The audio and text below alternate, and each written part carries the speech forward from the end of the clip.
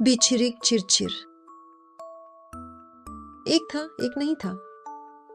बहुत पुराने समय में दूर दराज की एक जगह पर चिरचिर नाम का एक बहुत ही प्यारा पक्षी रहता था। उसके सुनहरे पंख, नीली चोंच और गोल मटोल गाल देखकर लोग मंत्रमुग्ध हो जाते थे। अपनी नन्ही कदकाठी और छोटी छोटी टांगों के साथ वह फुर्ती से चलता था। चिरचिर एक अकेला और उदास पक्षी था। वह चाहता था कि उसकी एक माँ और एक परिवार हो, लेकिन उसे यह नहीं पता था कि उसकी माँ कौन है। एक दिन उसने अपनी माँ को खोजने का फैसला किया और यात्रा पर निकल पड़ा।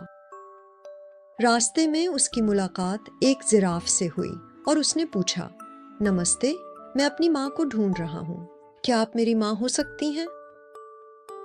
जिराफ ने जवाब दिया, नहीं हो सकता प्यारे, मेरी गर्दन बहुत लंबी है और तुम्हारे ऊपर मेरी तरह धब्बे भी नहीं हैं। जिराफ उसकी माँ नहीं थी, यह समझकर चिरचिर पक्षी अपनी राह पर आगे बढ़ गया। फिर उसने मिसेस पेंगुइन को देखा और उनसे पूछा, क्या आप मेरी माँ हैं? ऐसा पूछ लिया। पेंगुइन ने कहा, नहीं, मैं पीले रंग की नहीं हूं और मेरे गाल भी तुम्हारे जैसे गोल मटोल नहीं हैं। पेंगुइन भी उसकी माँ नहीं थी। ये समझकर पक्षी उदास होकर आगे बढ़ गया और एक हाथी माँ से मिला। उसने वही सवाल हाथी से भी पूछा। हाथी ने उसे बताया कि वह उसकी माँ नहीं है। उसने कहा, मेरी सूंड बहुत लंबी है, तुम्हारी सूंड बहुत छोटी है। कई दिन बीत गए, उसने हर जगह देखा, सबसे पूछा, लेकिन छोटा पक्षी अपनी माँ को नहीं ढूंढ पाया। अब उसे यह सच्चाई पता चल गई थी कि उसकी माँ वही हो सकती है जो उसके जैसी दिखती हो। एक दिन उसने देखा कि एक महिला भालू, जिसका नाम पौंडिक था, पेड़ से फल तोड़ रही है। उसे पता था कि वह उसके जैसी नहीं दिखती, इसलिए उसने उससे पूछने की जरूरत भी महसूस नहीं की।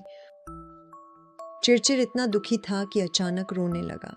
माँ, माँ, मुझे अपनी माँ चाहिए। मिसेस पौंडिक ने जब रोने की आवाज सुनी तो तुरंत उसकी ओर दौड़ पड़ी।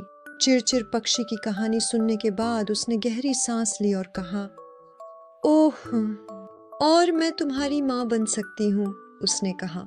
माँ भालू की इन बातों से चिरचिर हैरान रह गया। लेकिन तुम्हारे पंख पीले नहीं हैं, तुम्हारे पंख भी नहीं हैं और तुम्हारे गाल भी गोल मटोल नहीं हैं, उसने कहा। खुद को अचानक इस तरह कल्पना करते हुए मिसेस पौंडिक बहुत हंसी।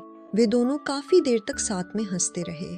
इसके बाद माँ होने की खुशी महसूस करते हुए चिरचिर ने अपनी माँ का हाथ पकड़ा और घर की ओर चल पड़ा। घर पहुंचने पर उसकी माँ ने चिरचिर को उसके भाई बहनों से मिलवाया। देखो मेरे नन्हे पक्षी, ये होमर है। इसका मुंह लंबा है। असल में यह एक मगरमच्छ है। यह औलिया है। यह एक काफी मोटा दरियाई घोड़ा है। शिमाराकली भी तुतिल है। उसकी नाक भी सीधी है। वह भी एक स्वर है। ये सब मुझसे अलग है, लेकिन मैं इन सब की माँ हूँ, उसने कहा। बहुत खुश होकर चिरचिर अपने भाई बहनों के साथ खेलने लगा।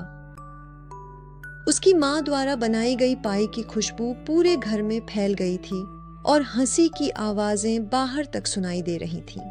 शाम होते ही जब बच्चे अपनी माँ की गर्म बाहों में सिमट जाते तो माँ की लोरी सुनते सुनते सो जाते और उनके पिता भी उन्हें शुभ रात्रि का चुंबन देते। चिरचिर के घर में इतना सुकून और इतनी खुशी थी कि अब उसे इस बात की कोई परवाह नहीं थी कि उसके परिवार का कोई भी सदस्य उसके जैसा नहीं है। अब चिरचिर जान गया था, परिवार का मतलब होता है सुकून, प्यार और खुशी।